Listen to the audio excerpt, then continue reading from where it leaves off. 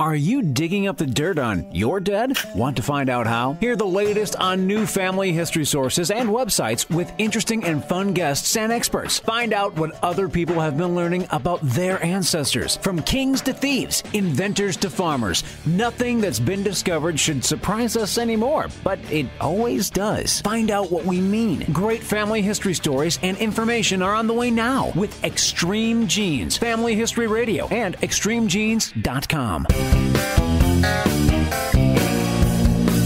Yeah, I don't think Mother knew about this. Uncle Marvin was strangled by his own beard.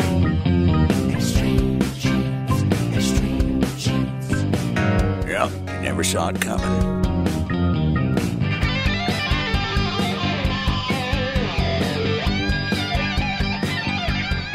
Greetings, genies, and welcome to Extreme Genes, Family History Radio, America's family history show.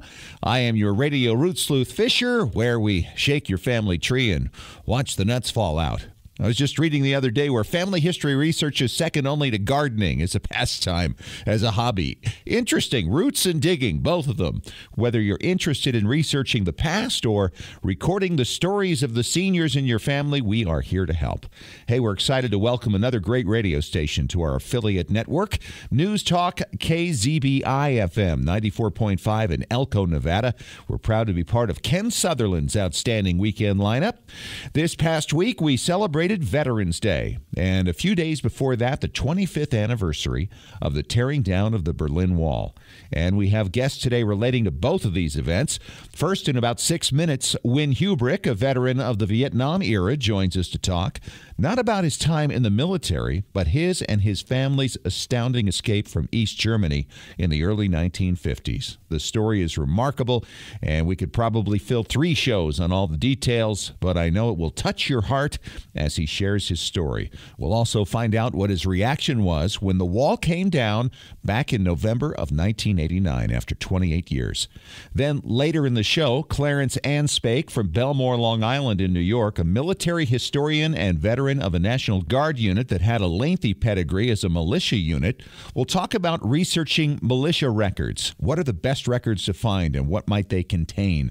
Clarence will fill us in on that and the fascinating and colorful history of the unit he once belonged to. Then Tom Perry, the Preservation Authority, will have advice on how you might be able to repair discs damaged with scratches and old damaged videotapes that you may have given up on. Hey, if you have a story you'd like to share on the show, drop me a line at fisher@extremegenes.com or call our toll-free find line at 1-234-56-GENES. That's 1-234-56-GENES. We'd love to hear from you. You can also reach out through our Facebook page, give us a like, and become a part of our growing community of Extreme Genes Facebook followers. Our extremegenes.com poll for the past week asked the question, are you lucky enough to own a diary or journal passed down by one of your ancestors? I'm not among the lucky ones to have one of those, but 53% of you who voted are. Obviously, it's a great gift our ancestors leave us when they write in a journal and then share it with us, either intentionally or unintentionally. I think collections of letters can serve a similar purpose. It's unfortunate to think, but this generation may be the first to leave virtually no letters due to texting and emailing. It's the downside of our electronic age. Thanks for the votes. This week's poll asks, what is the earliest that any one of your direct ancestors died?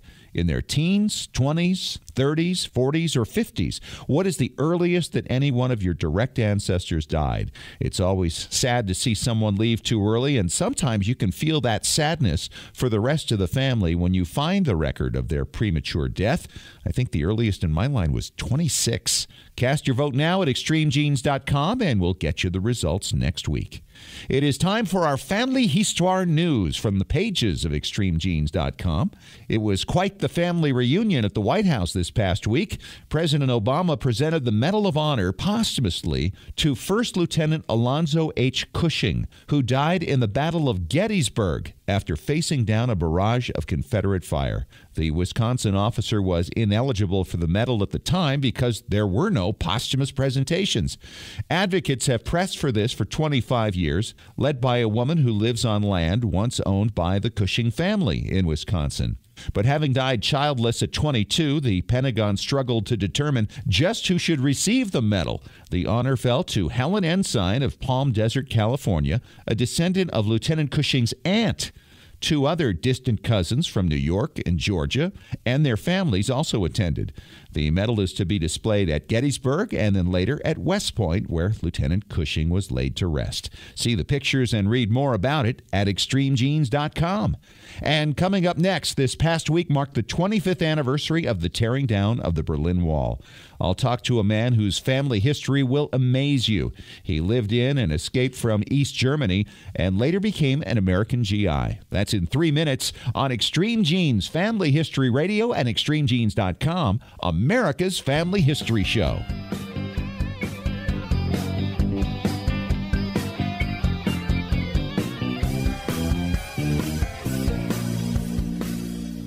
Genies, not long ago, something happened with one particular online research service that changed everything. It happened with a service that already has 75 million members worldwide, and it's not who you think it is. Hi, it's Fisher, and you know I'm always looking for new and better ways for you to discover your ancestors, not just the data, but the stories. The online service I'm talking about takes your family tree and then uses its powerful automated technology to match the people in your tree to over 5 billion records from around the world. Censuses, newspaper stories, vital records with 97% accuracy. This means no more wading through thousands of useless so-called hints. This also means the site itself is constantly looking for matches for you, even while you're sleeping. What site does all this? It's myheritage.com. You can try myheritage.com for free. Here's a special gift from me. Use discount code EXTREMEGENES after signing up and get an exclusive 20% discount at myheritage.com.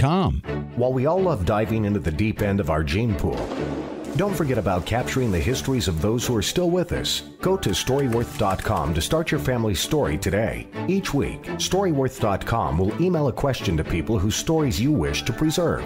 Questions like, tell us about the day you got engaged, or what do you remember about your grandmother? All they have to do is reply with a story, either by email or by telephone. That story is then forwarded to the family and securely stored in a private online storybook. It doesn't get any simpler. You can enroll up to 6 storytellers for, get this, just $49 a year. You'll get a free 1-month trial, and for a limited time, Extreme Genes listeners get an additional 10% discount at Storyworth.com/ExtremeGenes. That's Storyworth.com/ExtremeGenes. Is your family story worth 13 cents a day? Sign up now at Storyworth.com/ExtremeGenes. Simple, secure, effective. Your story is worth telling. Remember how fun it was to capture those special moments of your children's childhood on video and watch it back, knowing that you'd be able to have that memory forever? Or watching a home movie of your own childhood and seeing many of your loved ones who are now gone. If you haven't yet digitized those family treasures, you're at risk of losing all of them with each passing day. Time and elements slowly destroy videos and film, as well as rare old photos and audio recordings.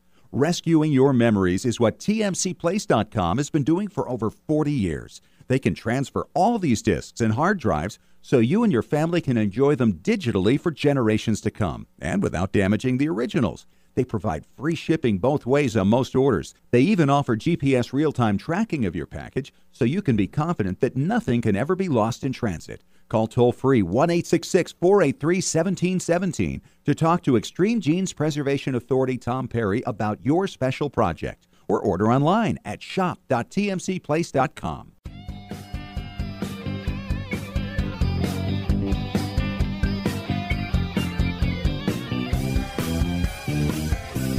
Hey, welcome back to Extreme Genes, Family History Radio, America's Family History Show. And you know, this past week we have had so many great events going on. We had Veterans Day, and we also had the anniversary of the tearing down of the Berlin Wall, which separated East and West Germany for 28 years. And this brought to mind immediately the story of a man I've come to know named Wynn Hubrich. And hi, Wynn. Welcome to the show. Glad to have you. Hello, Scott. Glad to be here, too. And this is a man who not only is a veteran of the United States Army, but he also escaped from East Germany back in the day. First of all, Wynn, how did you feel when the wall came down? Because you'd been in the United States at that point for probably 30 years, right? That's correct. I felt an enormous amount of emotion I didn't ever personally think I would see that happen. I did not ever believe the communists would let go of East Germany. And so when that day happened, it was almost disbelief, but when it happened, it was an amazing, joyous feeling.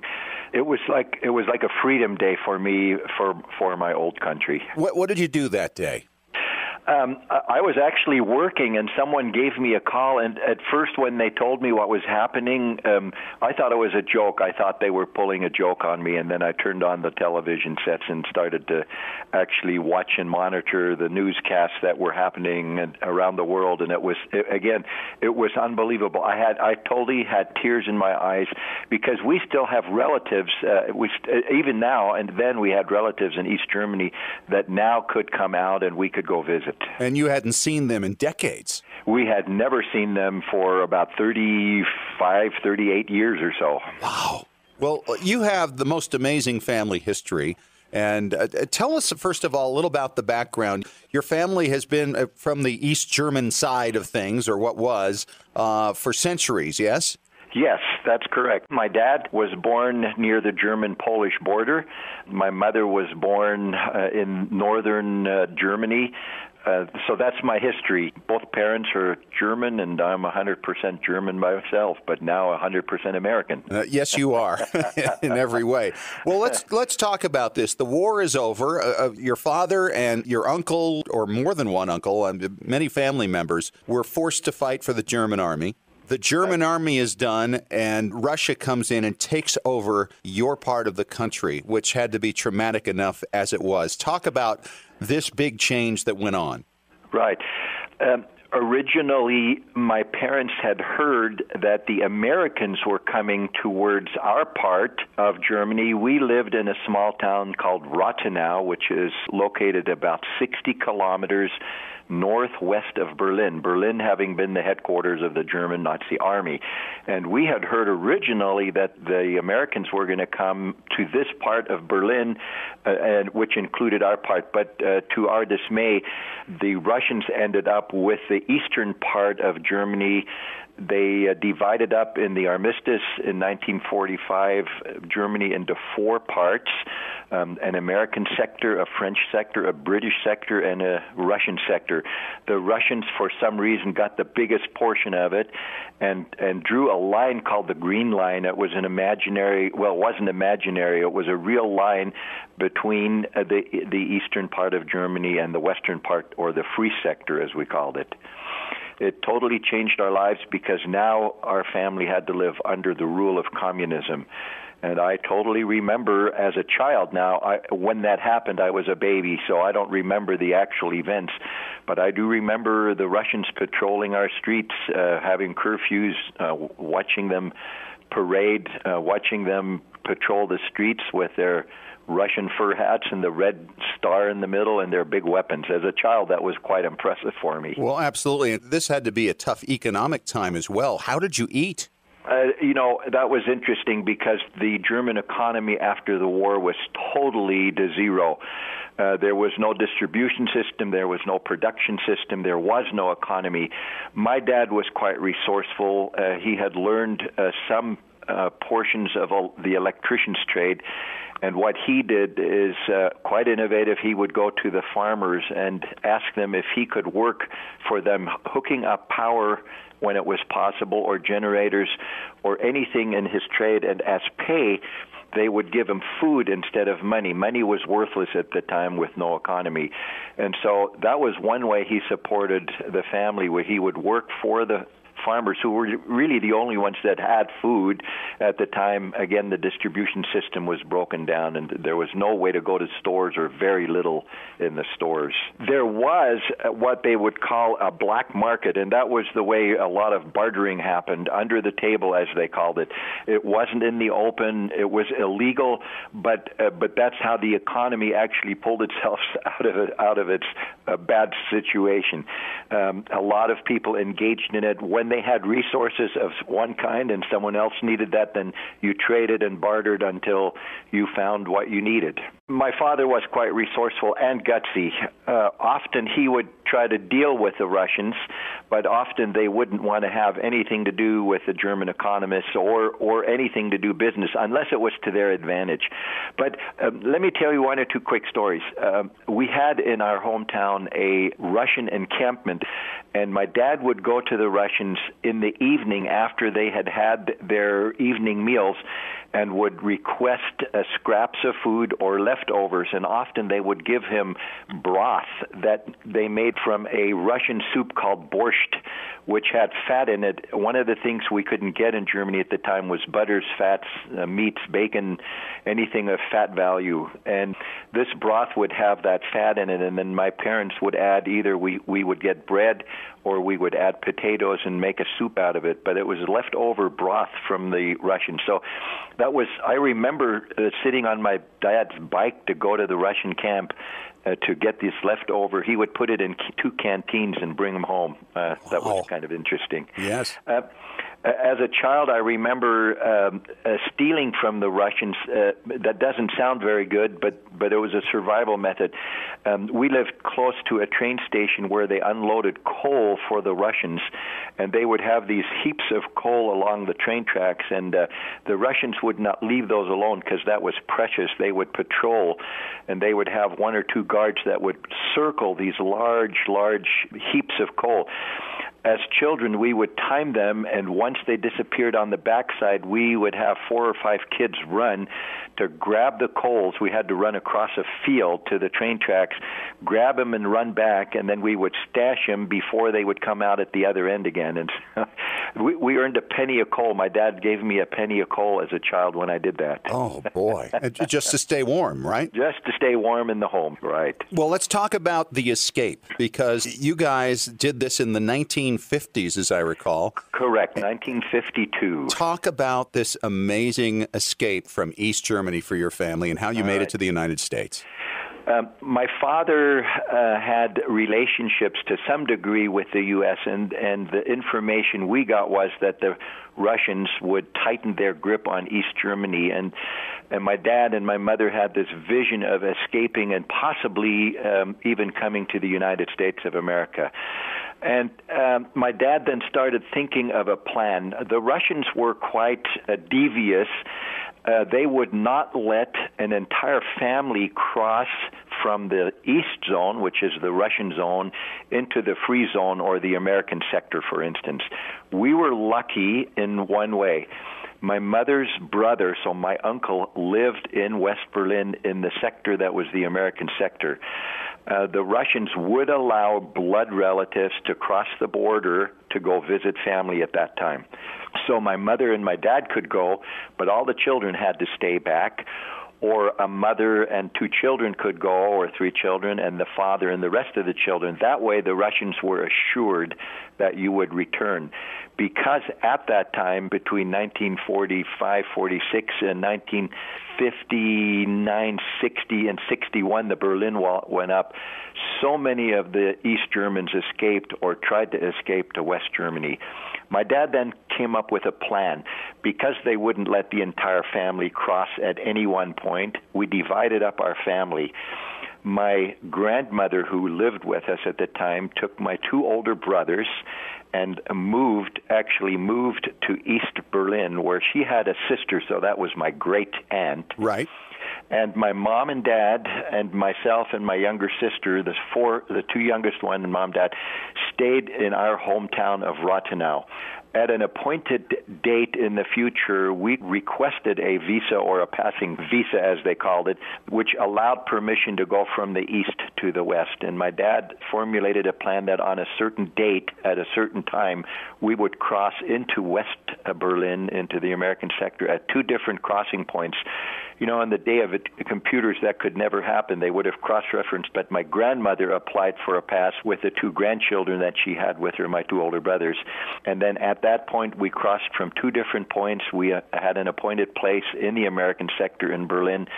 And once we were all reunited, my parents disclosed to the children who knew nothing about the plan that we would never return home, would never go back to our house, and we had left all our possessions behind. Unbelievable. And from there, what happened? My dad had to declare himself as a refugee, ask for a political asylum in a sense, that we had escaped out of the East Sector.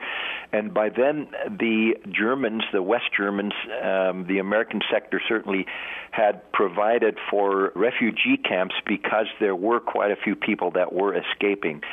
So for the first 6 weeks, we lived in an abandoned factory that they turned into a barracks of sense, and we lived in a large room with 200 other people in bunk beds that were about a foot apart from each other. So it was just solid beds, and existed there for 6 weeks, and then we had to be flown out of Berlin because Berlin was an island inside East Germany to the North German city of Bremen, where we lived in a refugee camp for 2 years, where then my parents applied for a pass to the United States. We requested that we would immigrate to the United States, and eventually that was granted. And this was all by the time you were, 10 years old?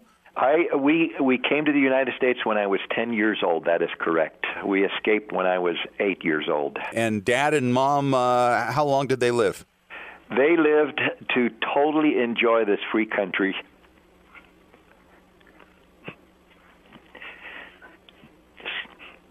Excuse me.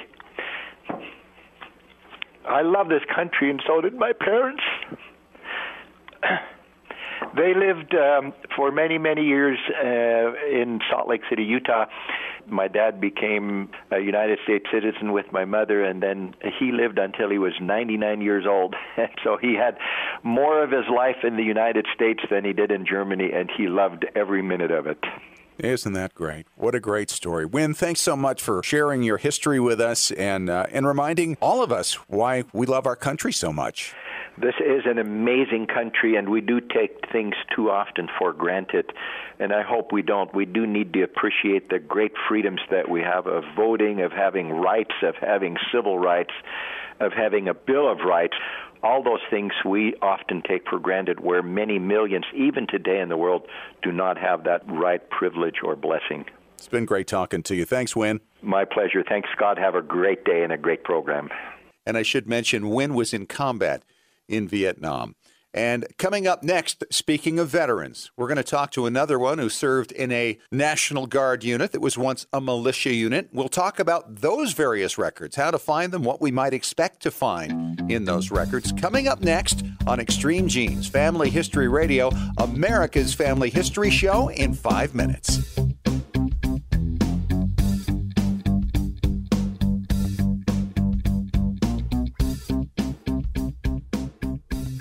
Can't figure out how to get your favorite Windows genealogy software running on your MacBook? Look no further than Crossover.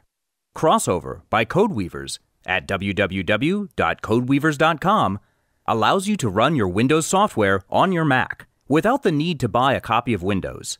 Crossover is easy to install and simple to use. Crossover supports many popular genealogy packages like Roots Magic, Legacy Family Tree, Personal Ancestral File, Family Tree Builder, and more. Crossover also lets you run other popular productivity apps, like Microsoft Office, and a wide range of games. So if you're looking for an easy, affordable solution to your Windows compatibility needs, visit www.codeweavers.com today to download your free trial of Crossover. And don't forget to use the deal code FAMILY for an additional 40% off when you purchase Crossover. Hello, Extreme Genes listeners. I'm Larry Gelwicks, the getaway guru and host of the Travel Show radio broadcast with the hottest travel deals on the planet. And now you can travel more and pay less by joining me on our Travel Show podcast. Cruises, tours, resort hotels, airline tickets, stay close to home, or travel the world. I'll show you how to travel more and pay less. Go online to ColumbusVacations.com. That's ColumbusVacations.com. Click on radio and then click on podcast. It's really that simple. ColumbusVacations.com, radio and podcast for the hottest travel deals on the planet. Got a brick wall in your family tree? Don't know how to break through it? Get professional help from Heritage Consulting Genealogy Research Services. Speak directly with an experienced genealogical researcher, not a salesperson, by calling toll-free 1-877-537-2000. When you call, ask how you could win a free 1-hour consultation with an expert genealogist. Heritage Consulting Genealogy Research Services, with over 35 years of research experience. Visit heritageconsulting.com. Did you know your family's memories are being destroyed a little at a time every day? It's true. Old home movies, slides, photos, and audio recordings fade over time. The longer you delay the digitizing of these priceless artifacts, the more likely it is they'll be gone one day. That's why you need to call the Multimedia Center. I brought in VHS videotape and had them transferred to DVD. The Multimedia Center, 2870 East, 3300 South, Salt Lake City. Open Monday through Friday, 10 to 6. Call 801-483-1717 or go to transferduplication.com.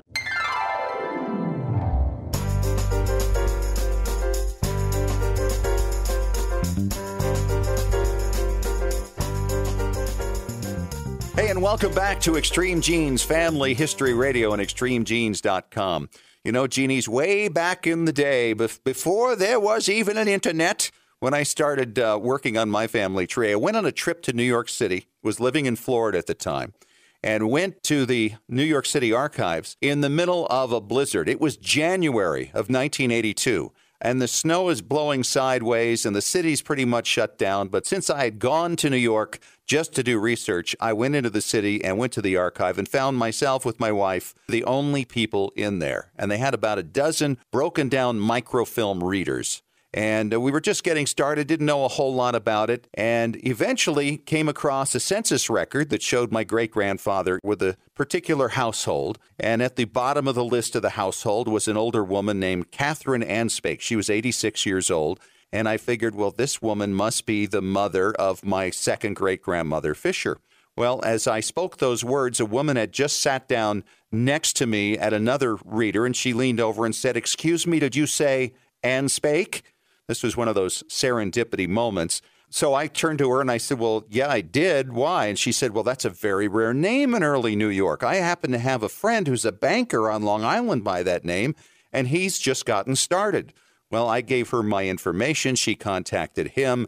A short time later, I heard back from him about his records, and we eventually tied back and found out we were fourth cousins once removed. And after all these years, we're still in touch. Clarence Anspake from Bellmore, Long Island's on the phone with me. Hi, Clarence. How are you? Hi, Scott. I'm fine. How about yourself? Awesome. That was a great day back in the day when we got together, because we became kind of research partners from afar and found a lot of information. But you went on to retire from your whole banking career to become a lecturer on the Civil War and other military things, which has been, I think, of great satisfaction to you.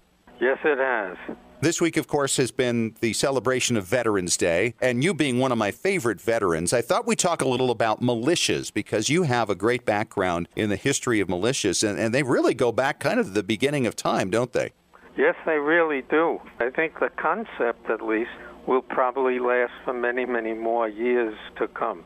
How early do militias go in the United States or in what was the British North America at the time? Right, in the 1600s. Really? Okay. And some of those old units, long gone, still go on through papers, people researching them and everything, and they've never truly completely gone. And, of course, a militia is basically an organization of local people for the defense of, say, a village or a town. Wouldn't you say that's a good description? Yes. Your unit, you belong to a militia unit. Are all the records available for militia units? Well, it depends on the units. Some of them weren't careful workers, others were, and managed to save these things. But I will say this, by and large, the information on them is great. 71st Infantry Regiment, which was my regiment, when the Civil War came, they went out to Washington, and they did that in 61, almost to the day that the war opened. They were commanded by a man named Abram Vosberg, and his subordinate was a Colonel Martin. These are the ones that went to Washington. They fought in one of the first big battles, the Battle of Bull Run, which was a town in Virginia. When war broke out, they were brought into the war as not as militia, but as U.S. military. Regular Army. Right. Right. And that often happened with a lot of the militia, too. You can see that going back in the Revolutionary War records. Mm-hmm. Yes, sometimes tough to separate what was the Continental Army and what was a militia unit. Very difficult job. The only thing that helped was every regiment had to choose another name. Oh. So they used, instead of numbers, you mean? Yeah. Mm-hmm. The ones that were in the 71st were the only ones in the entire country that did not have to change. They thought so much of the number of that unit, they just didn't change it. They left that one as it is. It started as the 71st, and it ended on August 31st, 1993.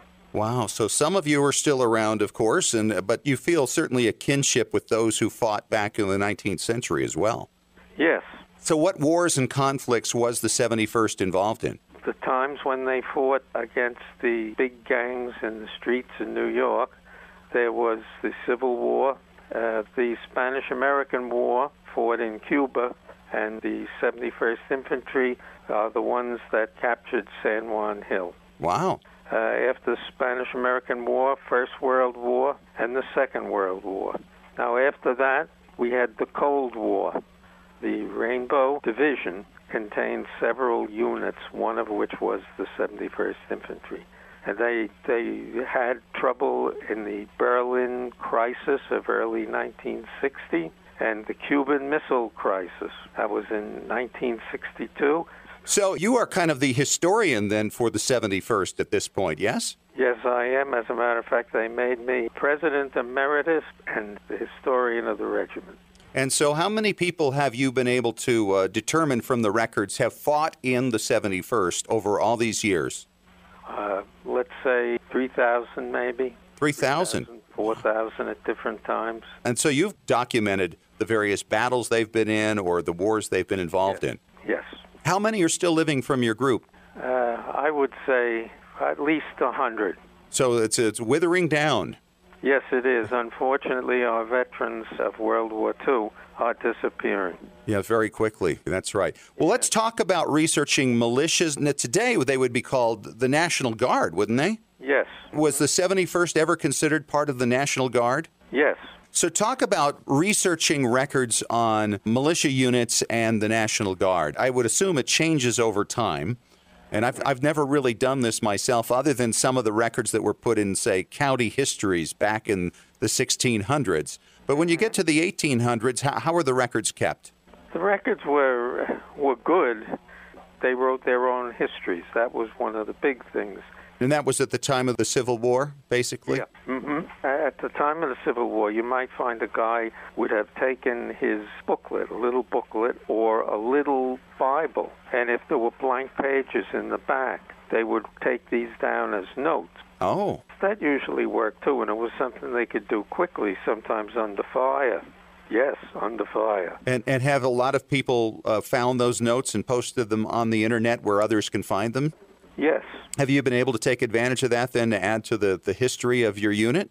Well, I prefer, the thing I enjoy the most is the regimental histories. They are usually around 300 pages.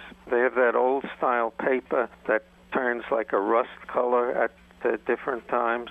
But I'll tell you, if you read those, you feel like you're there.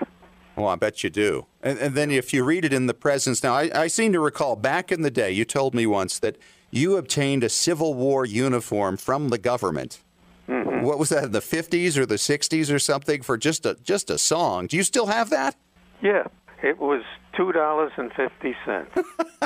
And it was a Union one, right? Yeah, it was an artillery jacket, dark blue with red trimming. Unbelievable. I would imagine then when you read a regimental history around that uniform, you do have to feel like you're about right there. Right, and sometimes you'll pull out something. You go to one of these antique shows or something, and you'll find something. Let's say it'll be a photograph, and it's nice to have. And then all of a sudden something falls out of it, and you reach down and pick it up, and it says, this is Jason so-and-so who lived and died, and what happened to him during the war, what unit he was in, and everything else. And, oh, boy, then you got it made. And you've done a lot of work with those kinds of pictures. Yeah, oh, yeah. Well, Clarence, it's been a joy to talk to you again. You know, I think if they can call Teddy Roosevelt and Franklin Roosevelt cousins when they're fifth cousins, we're not that far from that. We can do the same. I think we can without fear.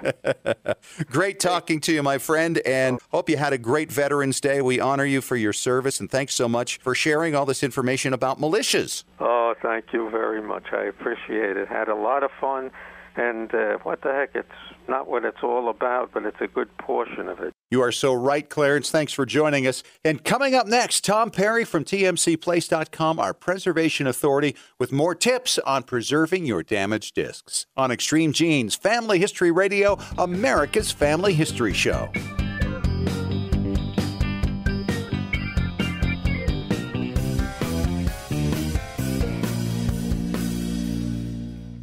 Genies, not long ago, something happened with one particular online research service that changed everything. It happened with a service that already has 75 million members worldwide, and it's not who you think it is. Hi, it's Fisher, and you know I'm always looking for new and better ways for you to discover your ancestors, not just the data, but the stories. The online service I'm talking about takes your family tree and then uses its powerful automated technology to match the people in your tree to over 5 billion records from around the world. Censuses, newspaper stories, vital records with 97% accuracy. This means no more wading through thousands of useless so-called hints. This also means the site itself is constantly looking for matches for you, even while you're sleeping. What site does all this? It's myheritage.com. You can try myheritage.com for free. Here's a special gift from me. Use discount code EXTREMEGENES after signing up and get an exclusive 20% discount at myheritage.com.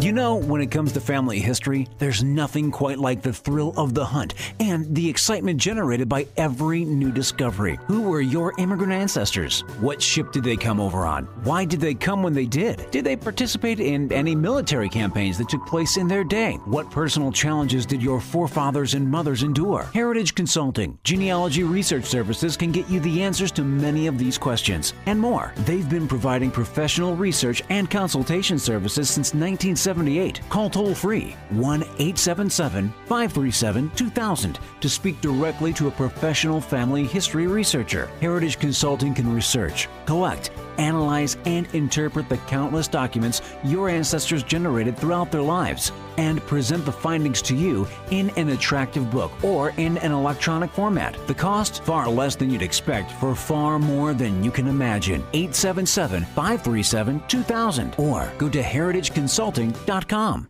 While we all love diving into the deep end of our gene pool, don't forget about capturing the histories of those who are still with us. Go to StoryWorth.com to start your family's story today. Each week, StoryWorth.com will email a question to people whose stories you wish to preserve. Questions like, tell us about the day you got engaged, or what do you remember about your grandmother? All they have to do is reply with a story, either by email or by telephone. That story is then forwarded to the family and securely stored in a private online storybook. It doesn't get any simpler. You can enroll up to 6 storytellers for, get this, just $49 a year. You'll get a free 1-month trial, and for a limited time, Extreme Genes listeners get an additional 10% discount at StoryWorth.com/ExtremeGenes. That's StoryWorth.com/ExtremeGenes. Is your family story worth 13 cents a day? Sign up now at StoryWorth.com/ExtremeGenes. Simple, secure, effective. Your story is worth telling.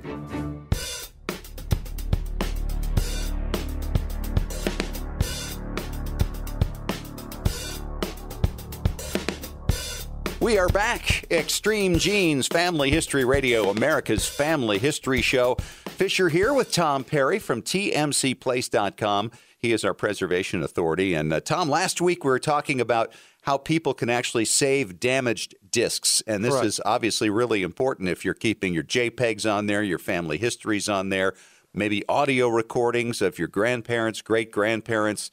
And there's so much to know about this one little topic. We got a letter from somebody this last week that asked us about what is the best thing to clean. We've told you don't use toilet paper, don't use Kleenex because it'll hold the dust. They asked about microfiber cloths. And I emailed the gentleman back and said, yeah, microfiber cloths are good as long as it's a virgin towel. Don't clean your car with it. Don't clean your counters with it, and then try to clean a disc. Right. I keep myself a Ziploc bag, and I keep my disc cleaning stuff in there so my kids can't use it to clean the dog or something.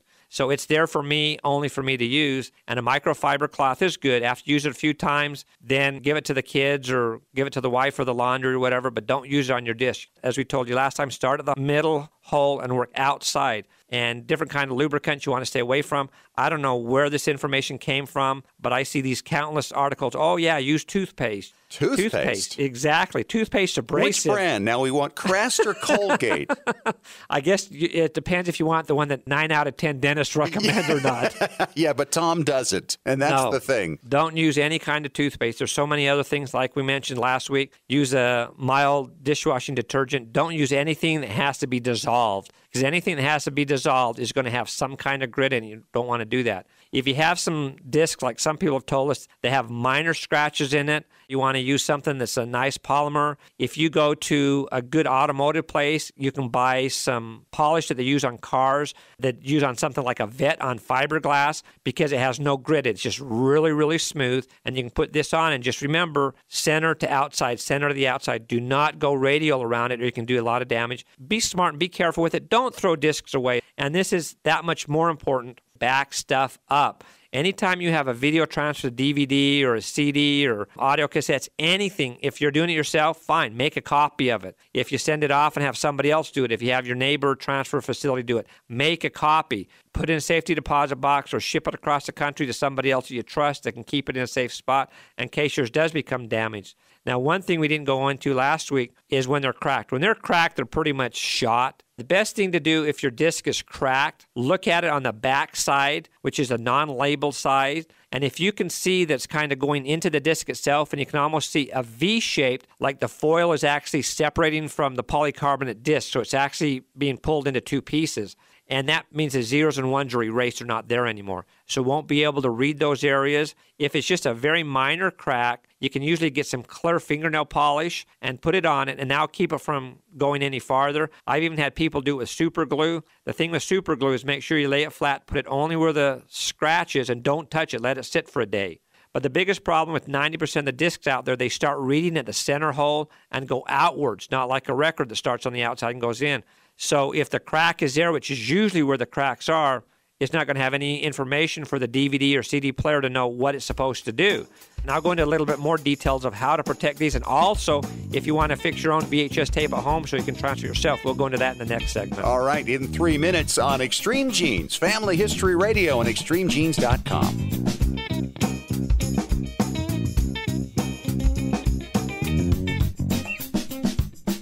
When was the last time you heard your grandmother's voice or saw your family enjoying life back in the 1950s or 60s? If the reason is you haven't known what to do with your old recordings, videos, and films, here's your answer. The Multimedia Center in Salt Lake City. We brought in a video project to the Multimedia Center, and overnight they duplicated it to DVD so we could meet our deadline. The Multimedia Center, 2870 East, 3300 South, Salt Lake City. Open Monday through Friday, 10 to 6. Call 801-483-1717 or go to transferduplication.com. Hello, Extreme Genes listeners. I'm Larry Gelwix, the getaway guru and host of the Travel Show radio broadcast with the hottest travel deals on the planet. And now you can travel more and pay less by joining me on our Travel Show podcast. Cruises, tours, resort hotels, airline tickets, stay close to home, or travel the world. I'll show you how to travel more and pay less. Go online to ColumbusVacations.com. That's ColumbusVacations.com. Click on radio Radio, and then click on podcast. It's really that simple. ColumbusVacations.com, radio and podcast for the hottest travel deals on the planet. Can't figure out how to get your favorite Windows genealogy software running on your MacBook? Look no further than Crossover. Crossover by Codeweavers at www.codeweavers.com allows you to run your Windows software on your Mac without the need to buy a copy of Windows. Crossover is easy to install and simple to use. Crossover supports many popular genealogy packages like Roots Magic, Legacy Family Tree, Personal Ancestral File, Family Tree Builder, and more. Crossover also lets you run other popular productivity apps like Microsoft Office and a wide range of games. So if you're looking for an easy, affordable solution to your Windows compatibility needs, visit www.codeweavers.com today to download your free trial of Crossover. And don't forget to use the deal code FAMILY for an additional 40% off when you purchase Crossover.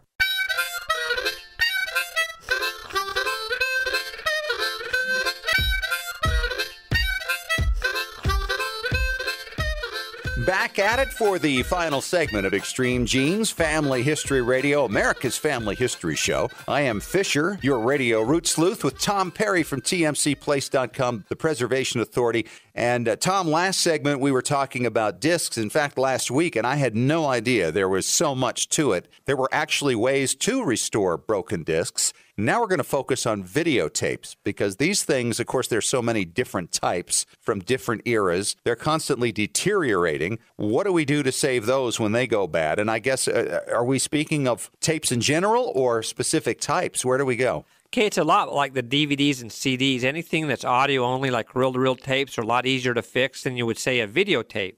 Now, one thing with videotapes, VHS tapes, which are the most prevalent thing out there, they're the easiest to fix. If you can build good models, you can fix a videotape. If you've never built a model, step away from the videotape. Send it to us or somebody in your neighborhood that knows what he's doing. You need to realize that when the videotape comes out of the cassette and goes on to what we call the helical scan that reads the information on the tape, the outside wraps around a drum. So the part that's hanging out, you don't want to put tape on that side because the information won't be read through the Scotch tape that you're putting on it. Right. So you'll lose that area. Plus, if you use Scotch tape that has a jaggy edges on it, it could catch the head on your machine and rip it off, and then you have a machine that won't play. Wow. And good luck finding a new one that will play. Right, because they're so old. Oh, yeah. You can't buy VHS machines anymore. The only way you can get them is in a combo unit with a DVD player. So you want to take good care of it. So if you're ready to do this, you want to get a good brand of Scotch tape, not the stuff at all $1. And you want to make sure you have a good straight-edge razor blade. You don't want to use the dispenser that comes with them. In fact, when I buy the rolls, I don't even buy the dispensers. I buy just the rolls and do it all by hand. You want to get ones that are 1/2 inch wide because that's how wide a videotape is. So you want to buy the tape. You want to get the single-edge razor blades. And then the next thing you want to do is you want to pull out the tape. If the tape is still exposed on both ends, there's a little kind of like a trap door on the back side. If you turn it over and look at the underneath of it, there's a little hole that if you stick like a little pencil in there, it releases the catchers to keep the tape from coming off the spindle. And then just pull out the tape and pull out plenty of it. And you want to use some lint-free gloves when you're doing this. Don't use your Home Depot gloves. They have the little dots on them. Just get some good lint-free gloves. They're usually a couple of dollars, maybe $5.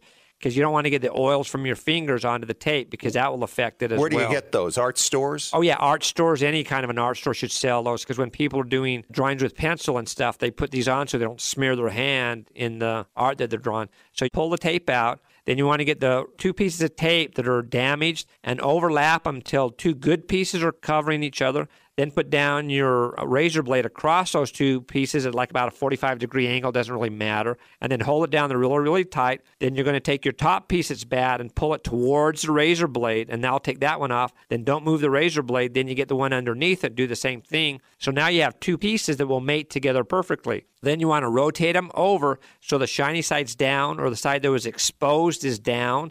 Take your tape and go across, passing both sides, so it hangs over each side like about an inch. And usually when I'm doing that, I turn in the 2 ends so they're easier to hold. Then you want to take your razor blade and on an angle, put it right along the side of the tape. Then the Scotch tape, which you put down, you want to pull that up at an angle very carefully so it won't have any tape outside the videotape. Right. Same thing on the top and the bottom. Because it could catch right inside the machine. Exactly. And it could actually stick inside the tape when you roll it in. So you want to be careful. You want to take your time and do it right. And then once you do that, you're pretty much good to go. There's tips and tricks on our website. If you don't understand something, please email us at any time, and we're more than happy to answer your questions. Thanks, Tom. That's great advice. And, of course, when you're done doing that, get it digitized. Immediately. We have learned a lot today from not only Tom, but our guest Clarence Anspake from Bellmore, New York, and Wynn Hubrich, whose family escaped from East Germany as we celebrate the 25 years since the Berlin Wall came down. Take care. Thanks for joining us, and we'll talk to you again next week. Remember, as far as everyone knows, we're a nice, normal family.